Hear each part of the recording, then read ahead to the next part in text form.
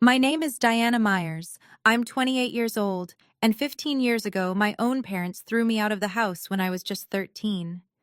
Last week, they showed up at my Uncle Harold's will reading, the man who raised me for the past 15 years, with confident smiles and a private attorney, absolutely certain they'd walk out with millions. But when attorney Margaret Morrison opened that sealed envelope and began reading, those smiles vanished. And when she reached Clause 7, my mother, the woman who once declared I was no longer her daughter, shot to her feet, her face chalk white, her mouth hanging open in disbelief. Before I tell you what happened next, if you enjoy stories about justice and family boundaries, take a second to like and subscribe, but only if you genuinely connect with this story. Where are you watching from right now, and what time is it there? Drop a comment and let me know. To understand why my mother reacted that way, I need to take you back to the summer of 2010, when I was a 13-year-old girl who believed she was the root cause of every problem in her family. Growing up in a modest house in Southeast Portland, I learned early that love in our family wasn't distributed equally. My father, Richard Myers, worked as an auto mechanic at a shop downtown. He was a man of few words, and most of those words agreed with whatever my mother said. My mother, Sandra, worked the checkout line at a grocery store and ran our household with the precision of someone who always knew exactly who deserved what. My sister Tiffany was 2 years older than me. She had Mom's golden blonde hair, Mom's bright blue eyes, Mom's easy laugh. Everyone said so. "Tiffany looks just like you did at her age, Sandra." And Mom would beam. I looked like our late grandmother, Dad's mother. Brown hair, brown eyes, quiet disposition. Mom never said it was a bad thing. She just never said much about me at all. The differences showed up everywhere. For Tiffany's 15th birthday, Mom threw a party with 15 guests, a 3-tier cake from the bakery on Hawthorne, and a karaoke machine rental. For my 13th birthday, 3 months later, it was the four of us around the kitchen table with a marked-down cake from the grocery store where Mom worked. The frosting said "Happy Birthday" with no name, a generic leftover from someone else's canceled order. I didn't realize what was happening until I was 12. That's when I discovered Tiffany had a college savings account that had been opened when she was 5 years old. 8 years of deposits, thousands of dollars. I asked Mom why I didn't have one. She looked at me like the question surprised her. "Tiffany needs money for college," she said. "You'll figure something out. You're good at adapting." That was the first time I understood my place in this family. I was the spare child, kept around but never truly wanted. The summer of 2010 changed everything. In April of that year, I applied for the Oregon STEM Summer Academy at Oregon State University. It was a 6-week residential program for students who showed exceptional promise in science and mathematics. The scholarship covered everything: tuition, room and board, materials. Total value: $4,200. I didn't tell anyone I applied. I'd learned not to get my hopes up out loud in that house. On May 15th, the acceptance letter arrived. Out of over 2,000 applicants from across Oregon, 50 students had been selected. I was one of them. For exactly one afternoon, I felt like I mattered. Then Tiffany found out about a performing arts camp in California that her drama teacher had mentioned. 3 weeks, no scholarship, price tag, $3,800. That night at dinner, Mom announced the solution she'd worked out in her head. "Diana, you'll decline that science thing. We can't afford to send both of you to summer programs, and Tiffany's camp will help her college applications." She said it like she was discussing meal planning, not crushing someone's dreams. I stared at my plate. The words came out before I could stop them. "No." The whole table went silent. Even the refrigerator seemed to stop humming. "Excuse me?" Mom's voice dropped to that dangerous register I'd heard her use on store customers who tried to use expired coupons. "This scholarship isn't your money to redirect," I said, my voice shaking but clear. "I earned this. It's mine." Mom looked at me like I'd transformed into a stranger right before her eyes. "If you can't sacrifice for this family," she said slowly, Then you're not part of this family. At 13, I thought she was just angry. I didn't realize she meant it literally. 3 days after that dinner, I came home from the public library to find my belongings packed into 2 black garbage bags sitting on the front porch. My mother stood in the doorway, arms crossed. She didn't look angry anymore. She looked resolved, like someone who'd just finished an unpleasant chore. "I called Harold," she said. "He'll be here to pick you up. From now on, you're his problem." I stood there on the porch I'd known my entire life, trying to process what was happening. Behind Mom, I could see Dad in the hallway. He didn't look at me. He didn't say anything. I looked up at the second-floor window. Tiffany was watching from behind the curtain. When our eyes met, she stepped back into the shadows of her room. She didn't come down. I waited on that porch from 6 in the evening until 10 at night. 4 hours. My mother went back inside after the first 5 minutes. The porch light never came on. Uncle Harold lived in Seattle, 3 hours away. He drove through the night to get to me. When his gray Honda pulled into the driveway, I was still sitting on those garbage bags, knees pulled to my chest. He got out without saying anything at first, just walked up, looked at me, and wrapped me in a hug so tight I couldn't breathe. "From now on," he said quietly, "you have a home." That night, as we drove north through the darkness toward Seattle, I didn't know that my mother had signed a document before Uncle Harold left.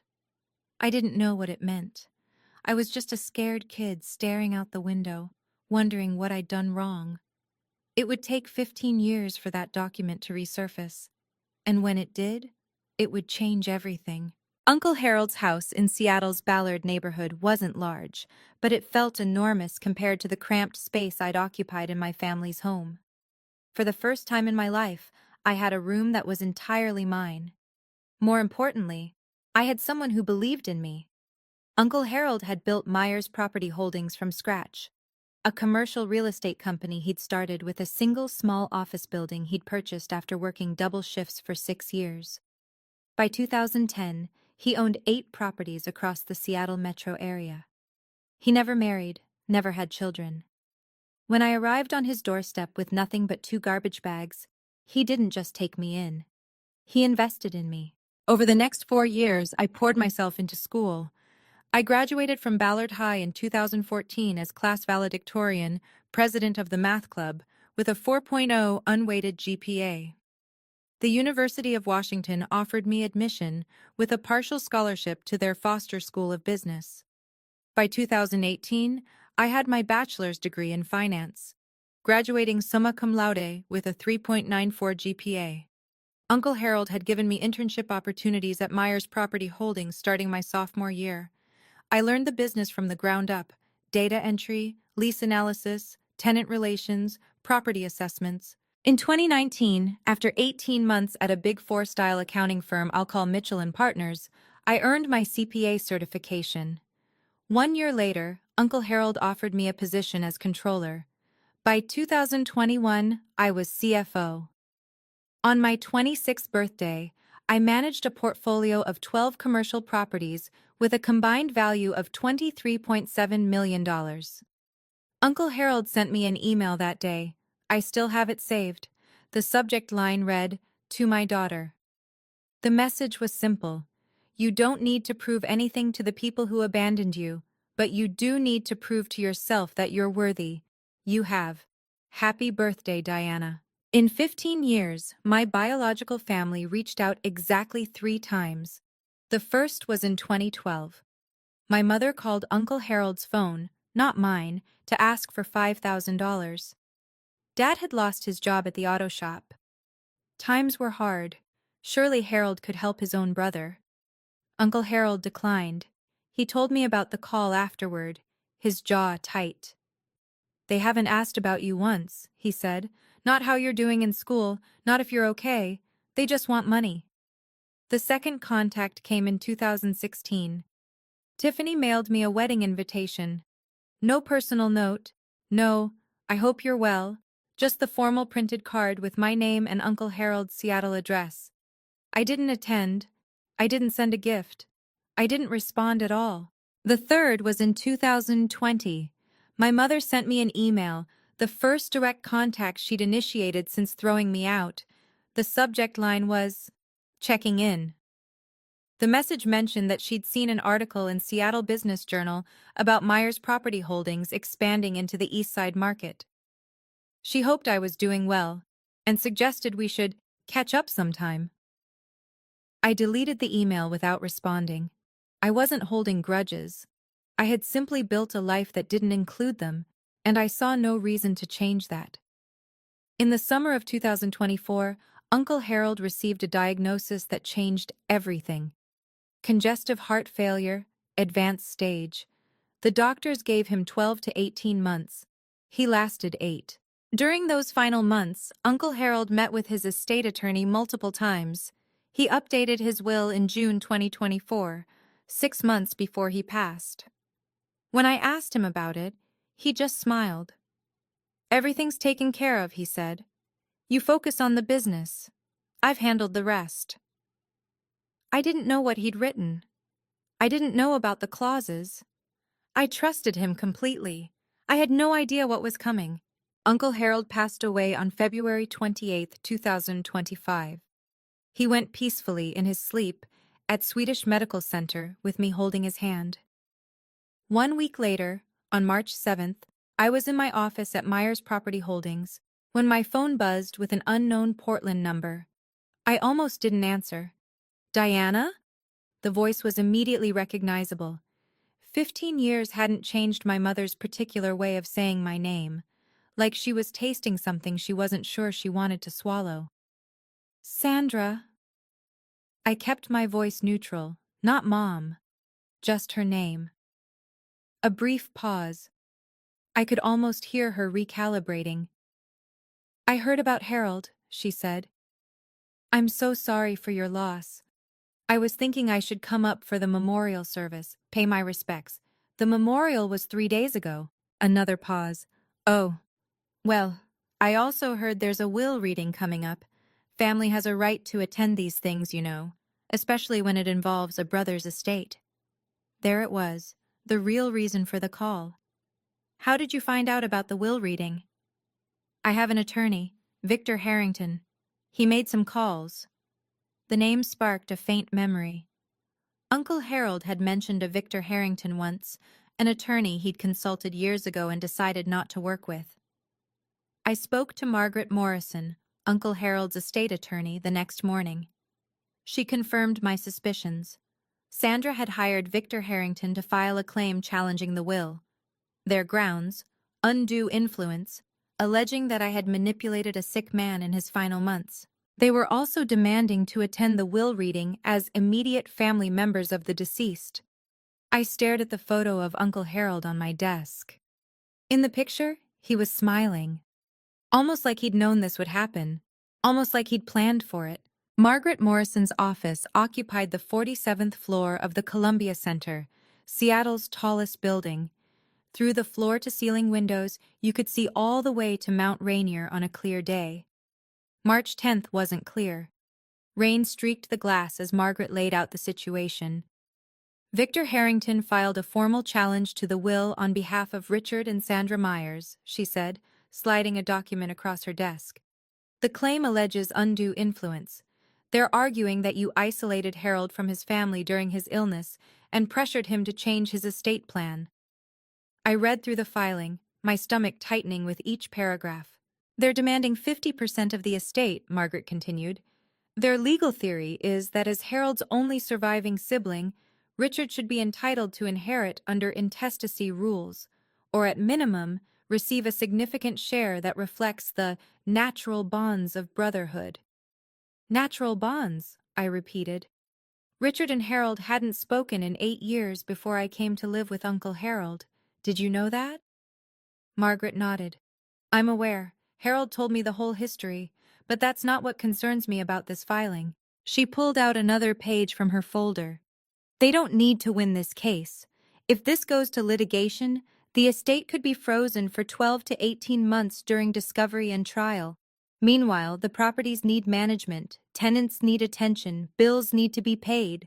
A protracted legal battle could cost hundreds of thousands in legal fees and potentially devalue the entire portfolio.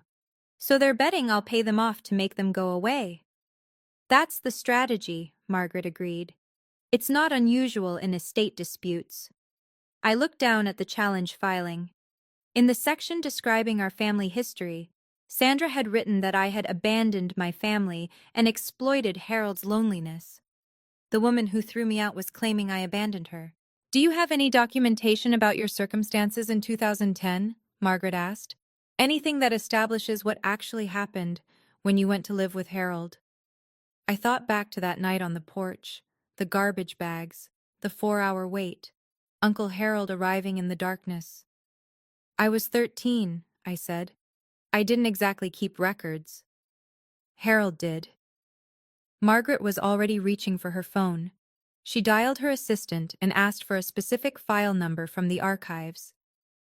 20 minutes later, her assistant returned with a yellowed folder. Margaret opened it carefully, scanning the contents. Then she looked up at me with an expression I couldn't quite read. Diana, did you know about this? She slid the document across the desk. The header read, Voluntary Relinquishment of Parental Rights and Transfer of Guardianship. Dated July 15, 2010. The document stated that Richard James Myers and Sandra Ellen Myers, being of sound mind, voluntarily relinquished all parental rights and responsibilities for their minor daughter, Diana Marie Myers, and transferred full legal guardianship to Harold Raymond Myers. At the bottom were 4 signatures: my mother's, my father's, Uncle Harold's, and a notary public from King County, Washington.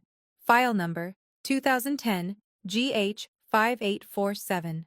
They didn't just kick you out, Margaret said quietly. They legally gave you up.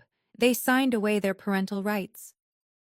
As far as the law is concerned, Sandra and Richard Myers stopped being your parents the moment they signed this document. My hands were trembling.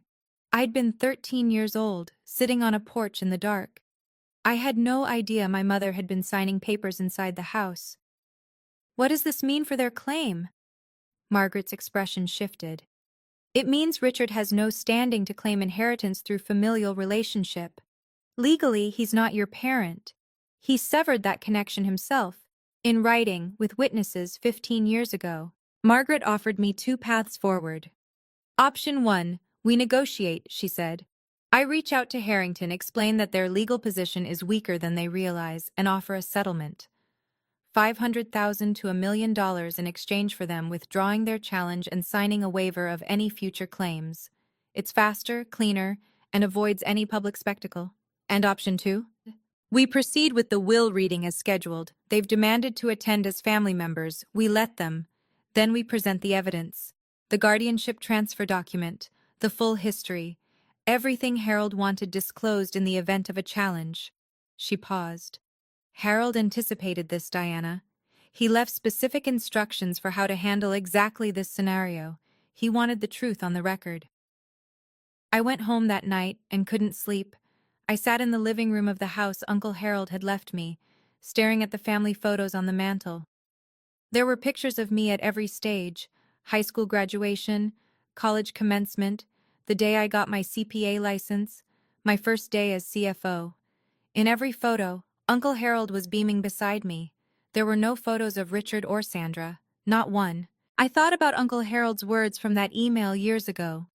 You don't owe them anything, but you owe yourself the truth. At 7 the next morning, I called Margaret. I want the will reading to proceed, I said. No settlement, no buyout. If they want to be present for this, let them. But we're not hiding anything. Are you sure? Once this becomes public, they chose to make this public when they filed their challenge. I'm just respecting their choice. The will reading was scheduled for Friday, March 14, 2025, at 2:00 p.m. in the Morrison & Associates conference room. 5 days away. The next few days were a blur of preparation. My best friend Elena Torres, we'd met when she joined Myers Property Holdings as HR director 3 years earlier, helped me organize the documentation.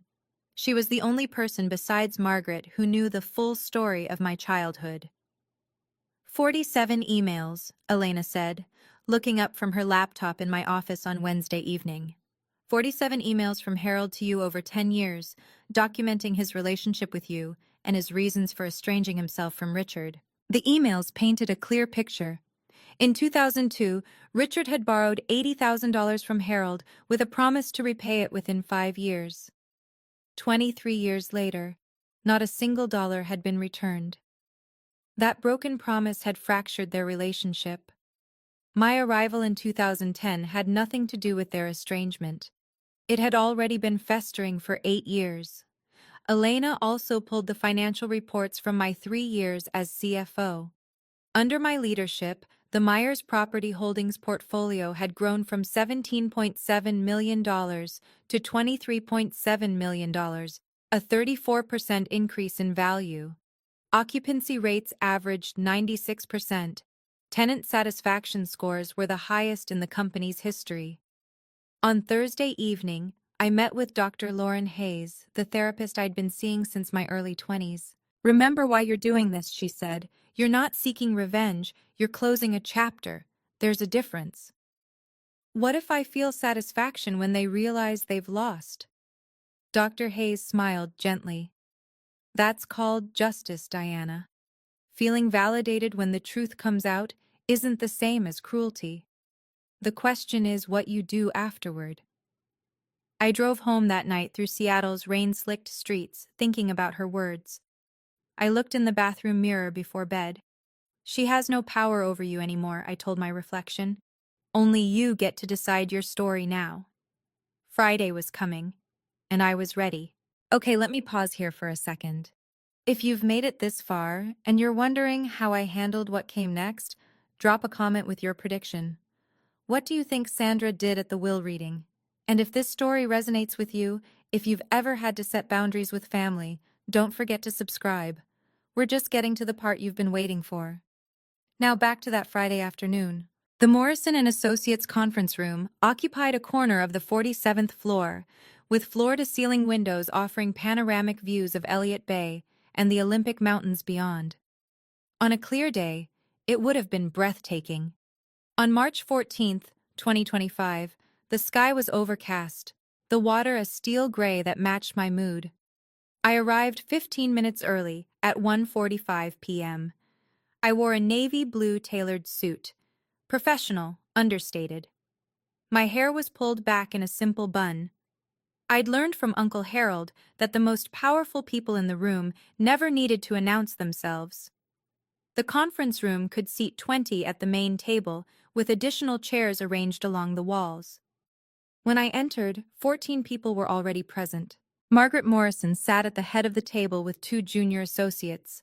Thomas Graham, the senior auditor from Mitchell and Partners, who had handled Uncle Harold's accounts for a decade, occupied a seat near the window. Representatives from 3 charitable organizations filled several chairs: Seattle Children's Hospital, Habitat for Humanity Northwest, and the Olympic National Park Foundation.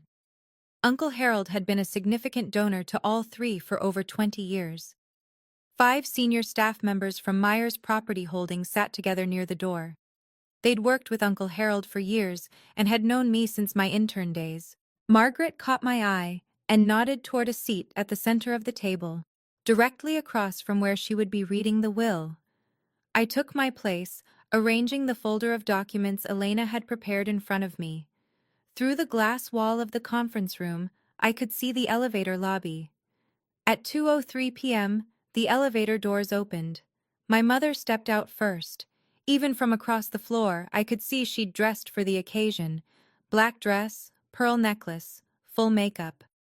Behind her came my father, my sister, and a man in an expensive suit carrying a Mont Blanc briefcase.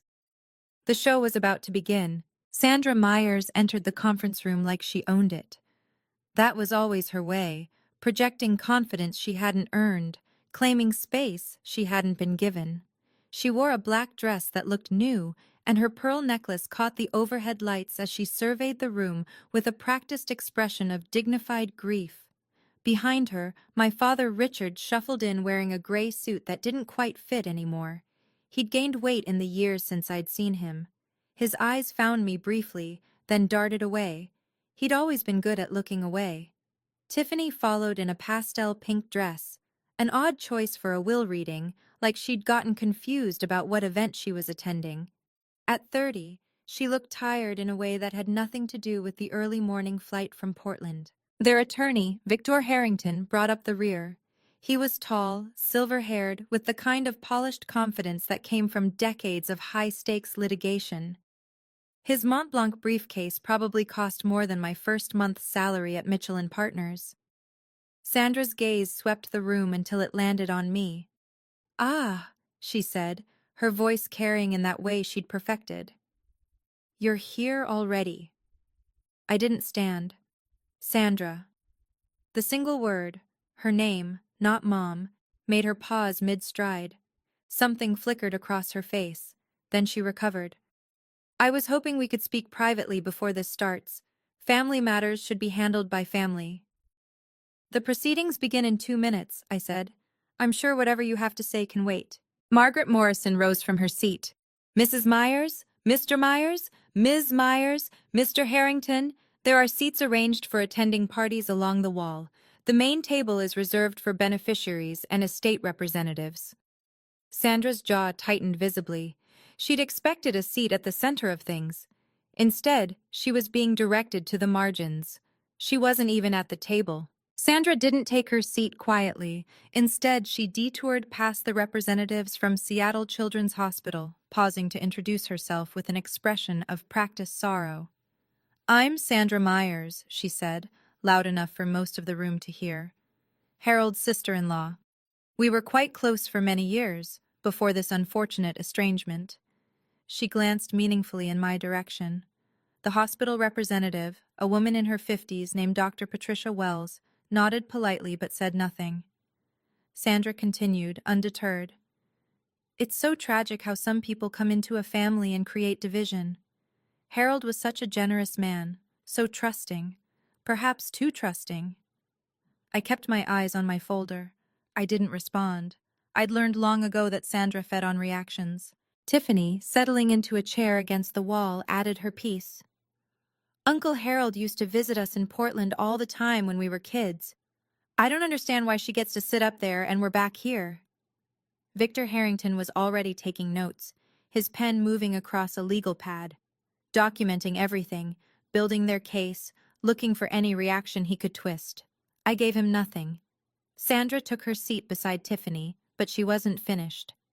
As Margaret organized her papers at the head of the table, Sandra's voice cut through the quiet room once more.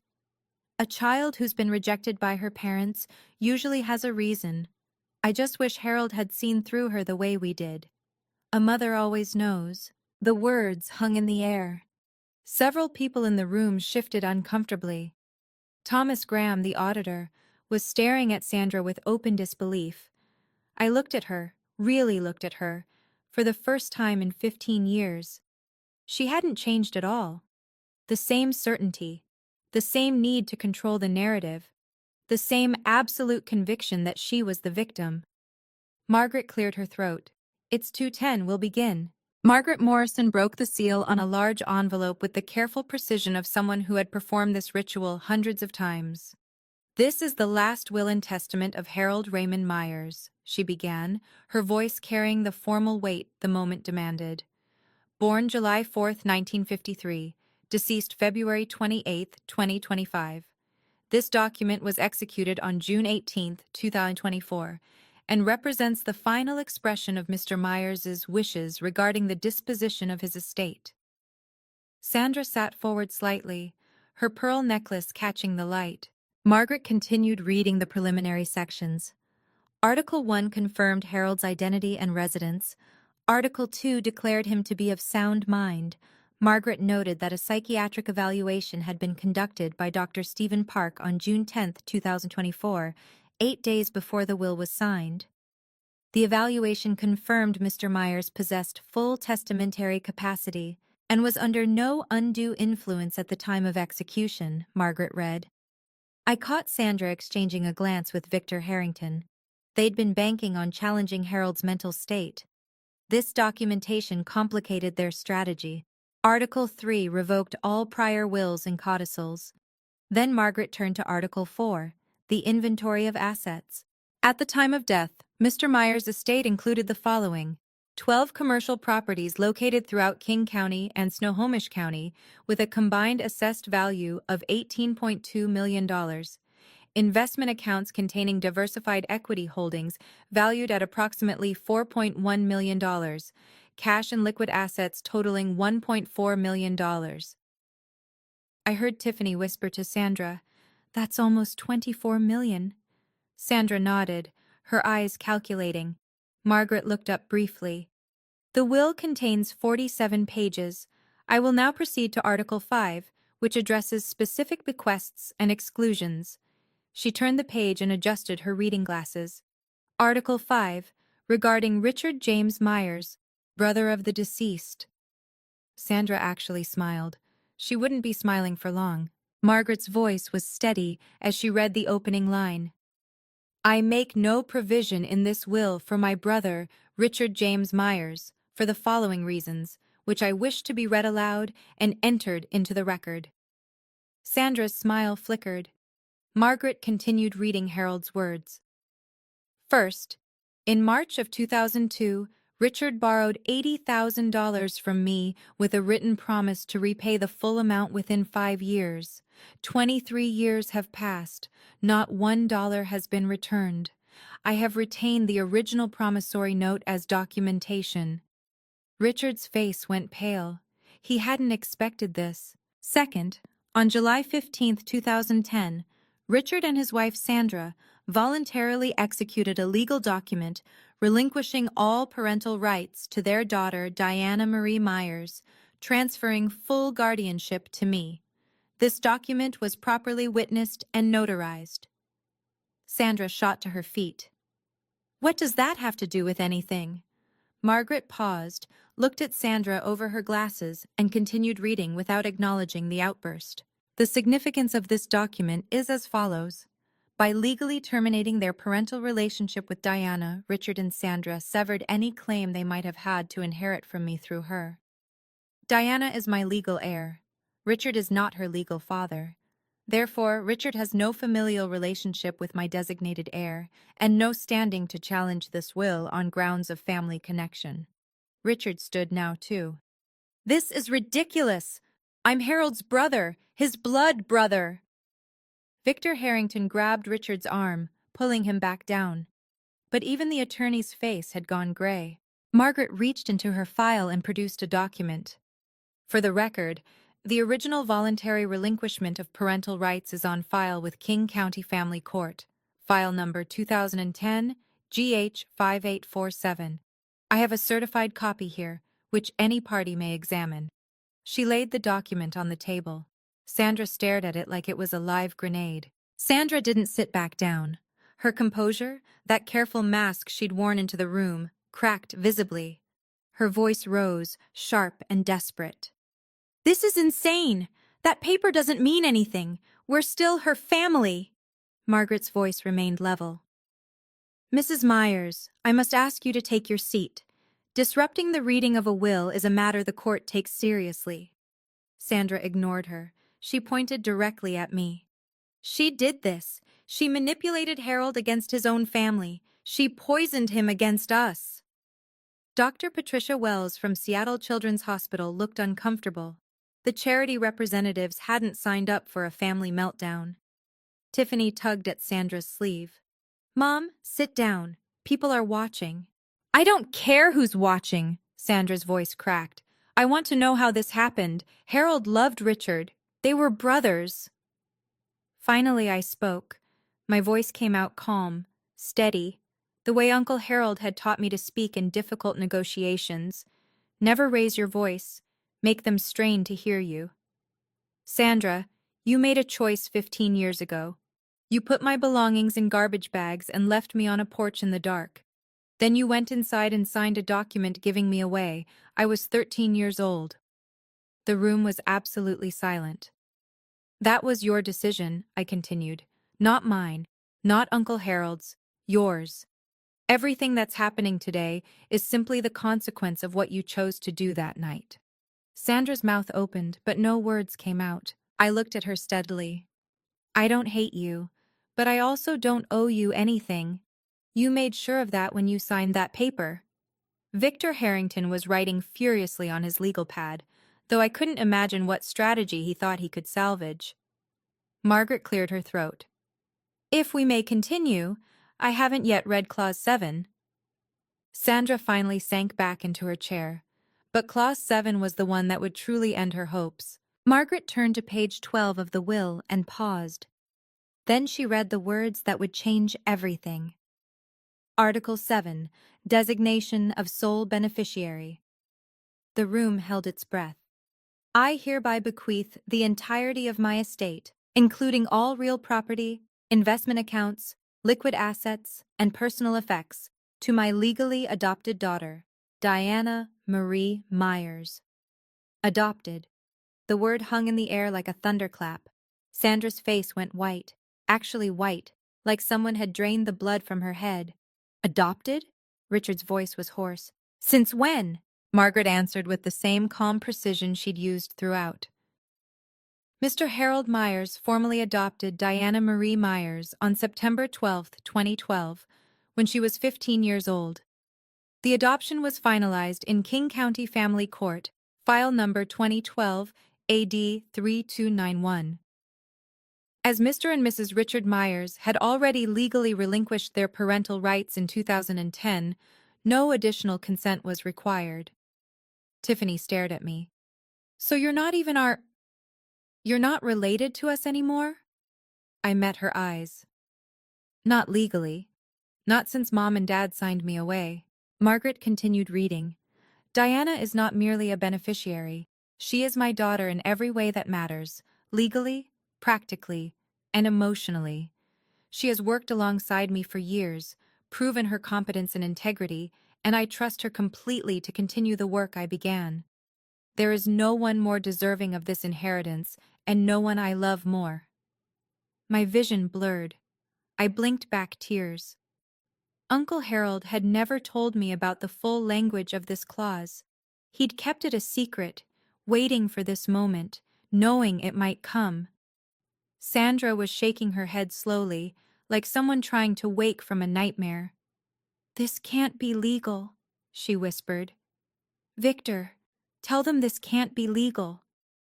Victor Harrington didn't answer. He was staring at his legal pad, pen motionless. He knew the case was over. Margaret reached into her folder and withdrew a sealed envelope, smaller than the others. There's one more item, she said. Mr. Myers left a personal letter for Diana, with instructions that I offer to read a portion aloud during this proceeding, if Diana consents. I nodded, not trusting my voice. Margaret opened the envelope carefully and unfolded a single handwritten page.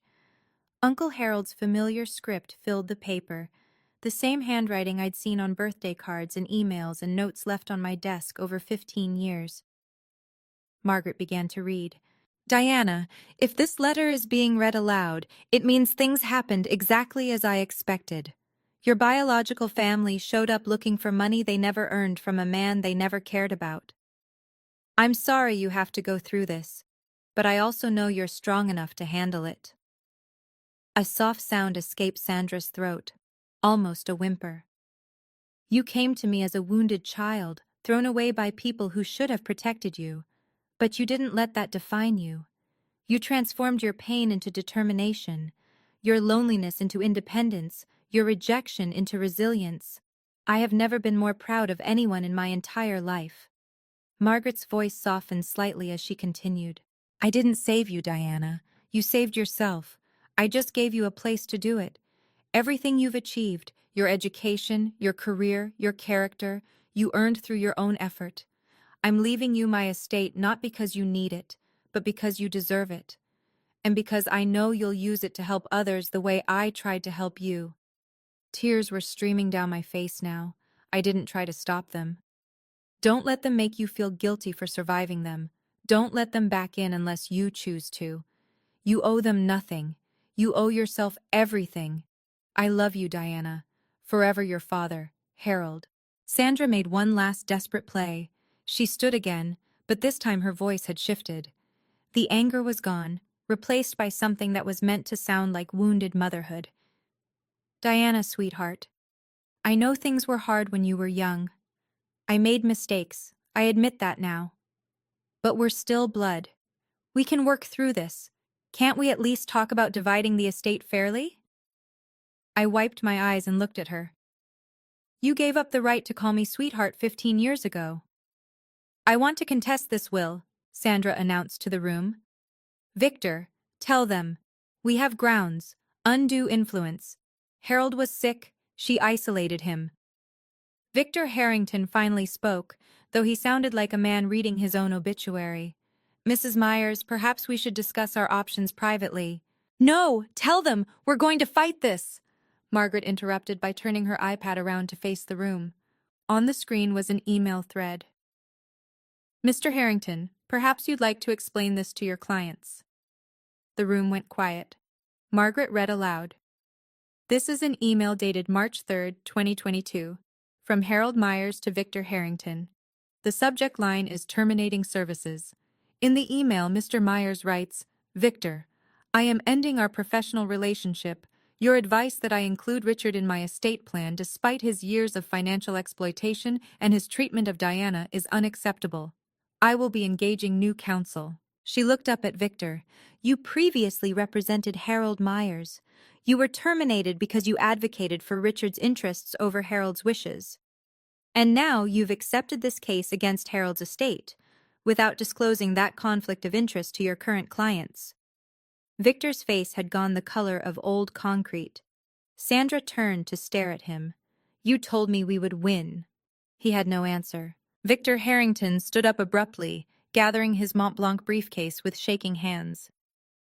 I need to review these documents, he said, his voice stripped of its earlier polish. We should discuss our options privately, Mrs. Myers. Discuss what? Sandra's voice was rising again. You're leaving? Right now? In the middle of this? Victor didn't answer. He was already moving toward the door, walking with the stiff gait of a man who knew his career might be imploding. Victor! Sandra called after him. Victor! The conference room door closed behind him with a soft click. Sandra stood frozen, abandoned by her own attorney in front of everyone she'd hoped to impress. Richard hadn't said a word in minutes. He sat slumped in his chair, staring at the floor. He'd spent his whole life following Sandra's lead, and now she had led them both off a cliff. Tiffany was crying quietly. I couldn't tell if she was upset about the money or about the public humiliation. Sandra turned back to me one more time. The mask was completely gone now. Underneath it was just desperation, and beneath that, something that might have been the first stirrings of real regret. Diana, her voice broke. We can still, we're still a family, aren't we? Blood is blood. You could still... I stood up from the table. Sandra, you stopped being my family on July 15th, 2010. You signed the document yourself. I didn't make that choice, you did. I gathered my folder and looked at her steadily. I don't hate you. I actually feel sorry for you, but you have no claim on me. Not legally, not emotionally, not in any way that matters. I turned to Margaret. Can we continue with the remaining articles? Margaret nodded. Sandra sat down heavily. She didn't speak again for the rest of the reading. Margaret turned to the next section with practiced calm. Article 9, Charitable Bequests. The representatives from the 3 charitable organizations straightened in their seats. I direct that the following gifts be made from my estate. $500,000 to Seattle Children's Hospital, to be used for the establishment of a scholarship fund for children from disadvantaged backgrounds.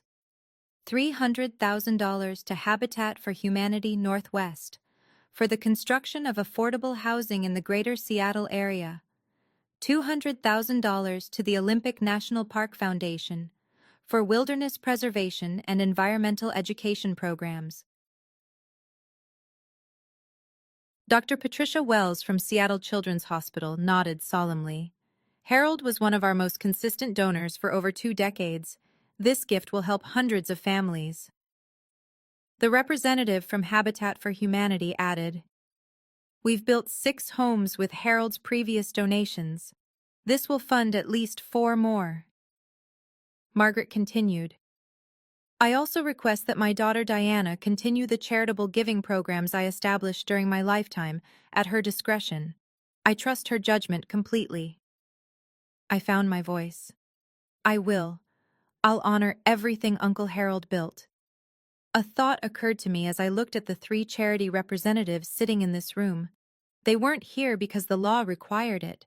They were here because Uncle Harold had asked them to come. He'd wanted witnesses, neutral parties who could testify to exactly what had happened here today if Sandra and Richard tried to pursue their case further. Uncle Harold had anticipated every move. Dr. Wells caught my eye and offered a small, kind smile. Harold used to talk about you constantly. Every board meeting, every donor event. Diana did this. Diana achieved that. He was so proud of you. I blinked back fresh tears. Even in death, Uncle Harold had surrounded me with people who believed in me. When Margaret finished reading the final articles of the will, she turned to me. Diana, as sole beneficiary and executor, would you like to say a few words?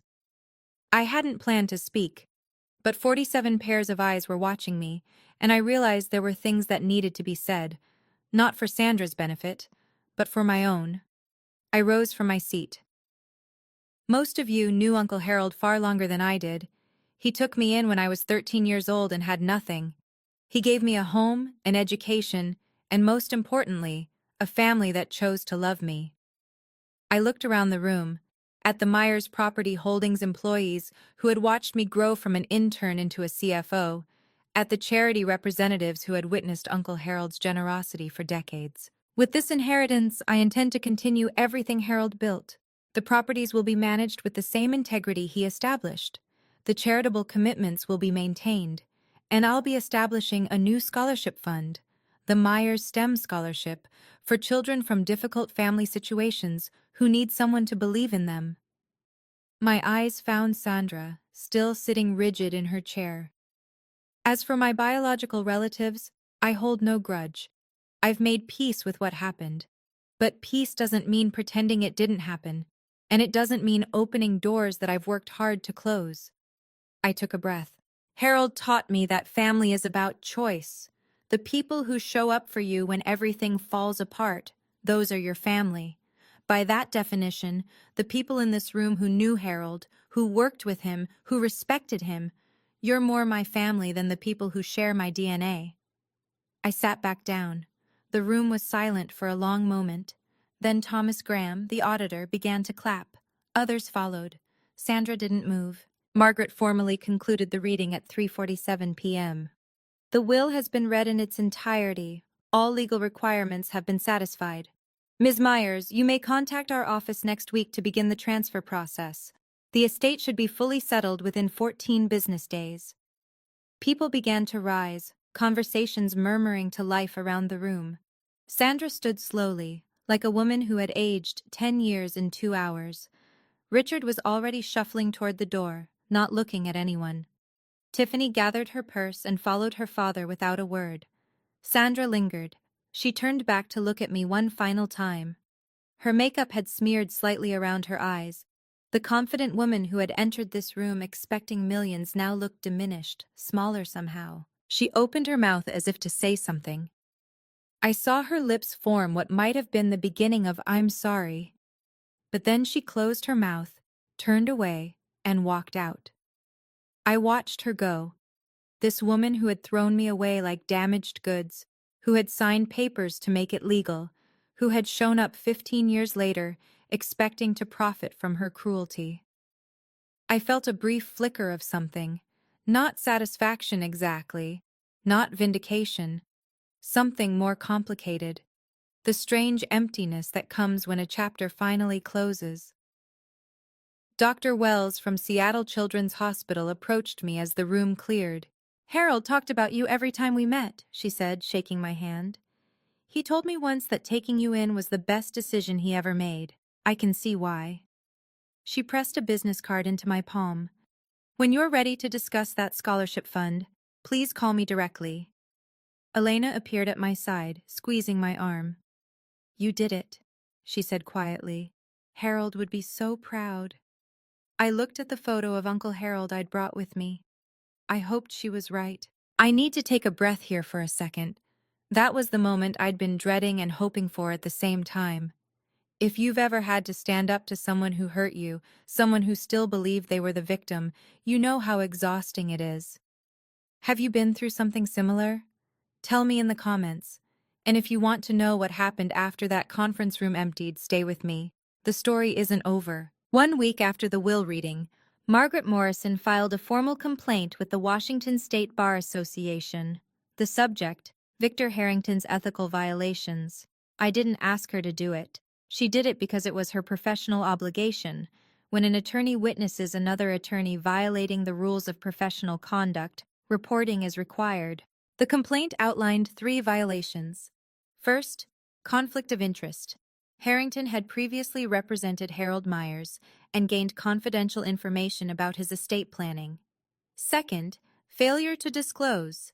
Harrington never told Sandra or Richard about his prior relationship with Harold. Third, misrepresentation. Harrington had led his clients to believe they had a strong case when he knew, or should have known, that their legal position was fundamentally compromised. Margaret kept me updated throughout the process. 2 months after the filing, in late May 2025, the Bar Association issued its ruling. Victor Harrington was suspended from practicing law for 6 months. He was also fined $15,000 and required to complete additional ethics training. Within weeks of the suspension, 3 of Harrington's largest clients quietly transferred their business elsewhere.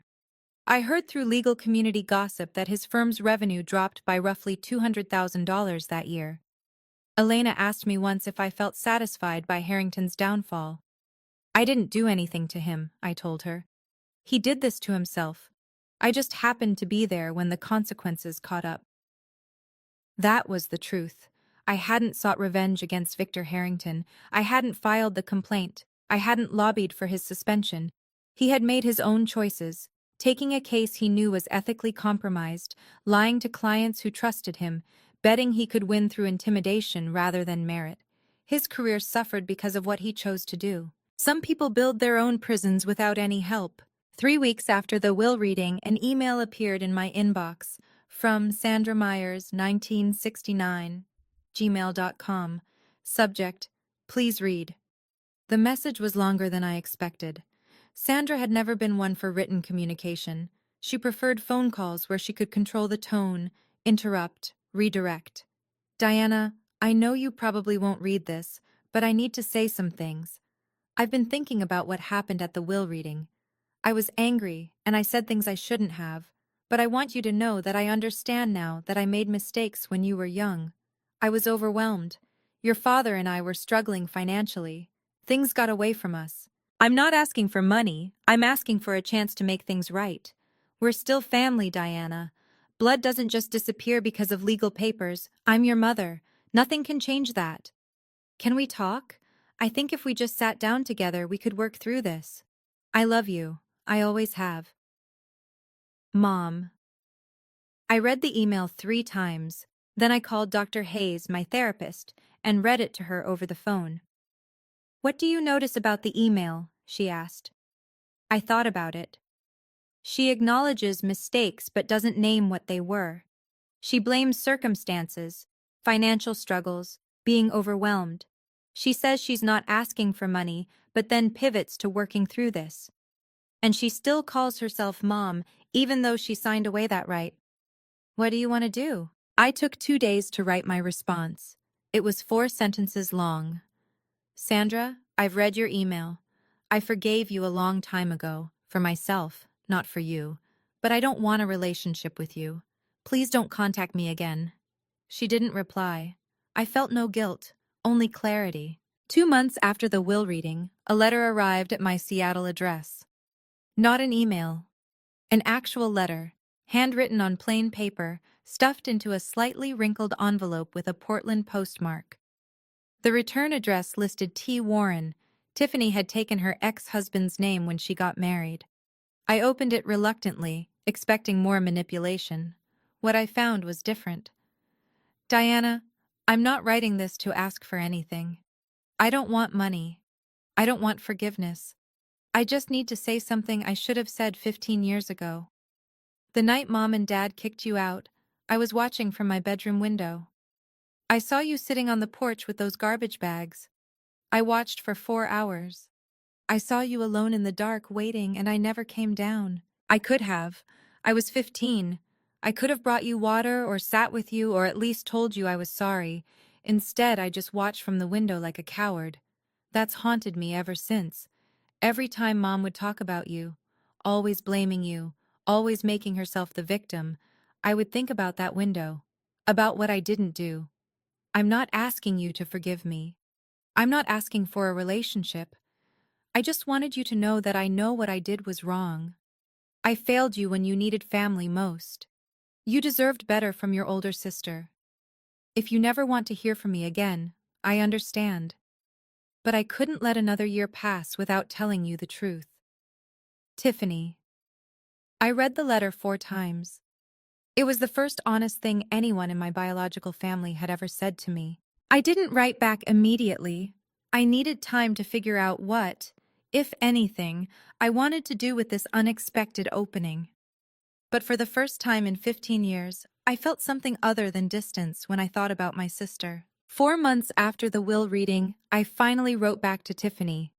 Dr. Hayes had helped me think through what I actually wanted, not what I felt obligated to do, not what would look generous or forgiving, what I genuinely wanted for myself. The answer surprised me. I didn't want to shut Tiffany out completely. Her letter had been the first honest acknowledgement of what happened that night. No excuses, no deflection, no requests for money, just accountability. But I also wasn't ready to trust her. 15 years of distance doesn't disappear because of one letter. So I wrote back with conditions. Tiffany, I've read your letter many times. I appreciate that you acknowledged what happened without making excuses. That took courage. I'm not ready for a full relationship, but I'm open to cautious contact under these conditions. First, no contact through Mom or Dad. I've ended communication with them permanently, and I need that boundary respected. Second, no discussions about money, inheritance, or anything related to Uncle Harold's estate. Ever. Third, I reserve the right to end any conversation without explanation. If I go quiet, I need you to respect that.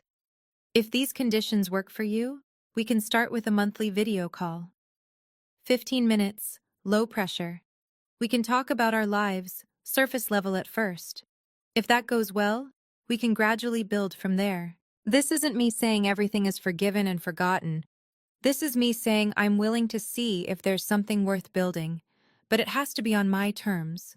Let me know if you accept these conditions. Diana. Her reply came 3 days later.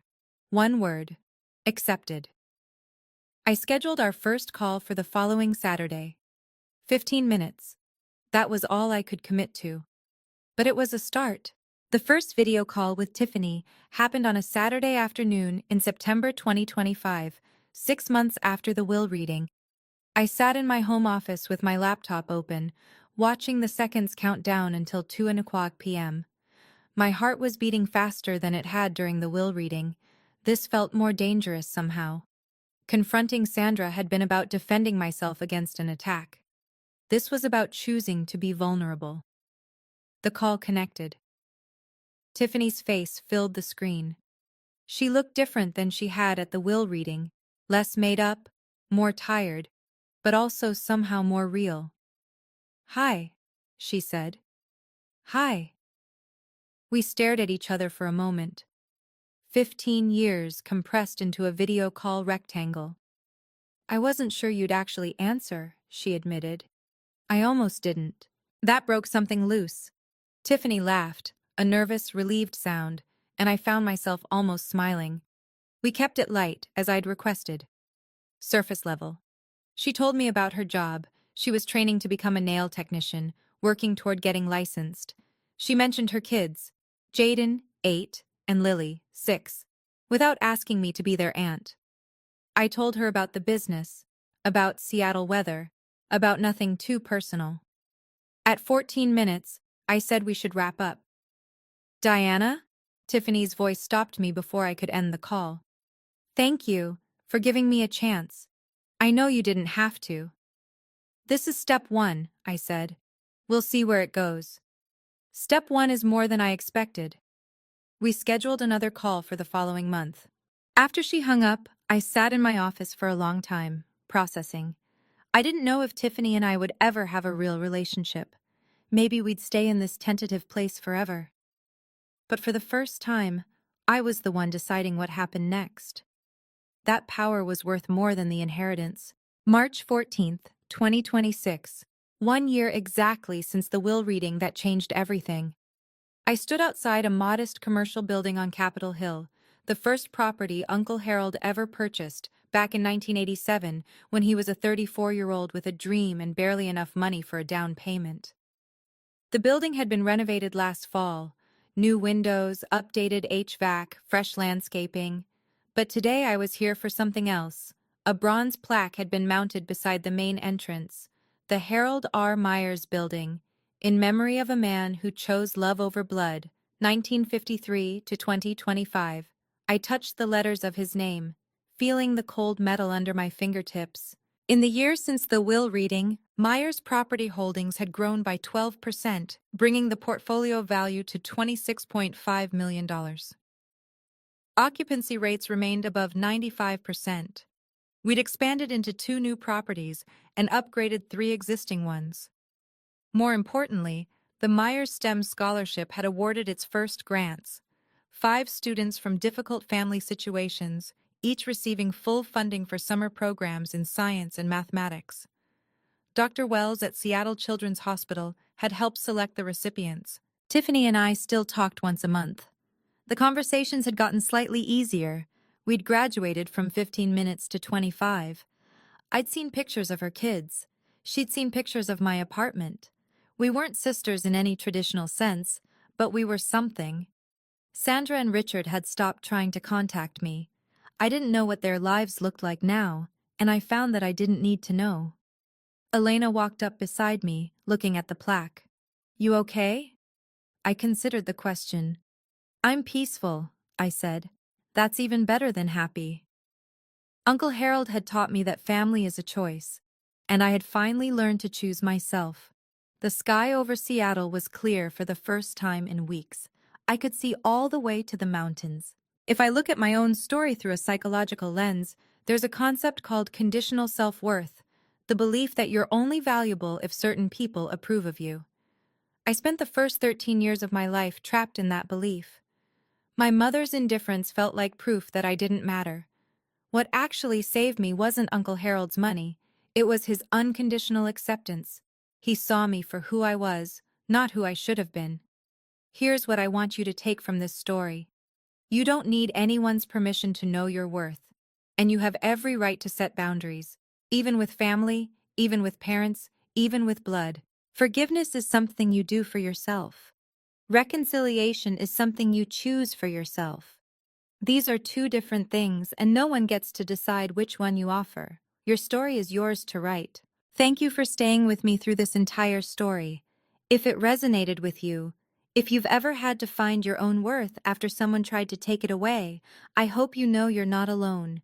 If you'd like to hear more stories like this, subscribe and hit the notification bell. And check the description for links to similar stories about boundaries, family, and finding your own way. Until next time, take care of yourself.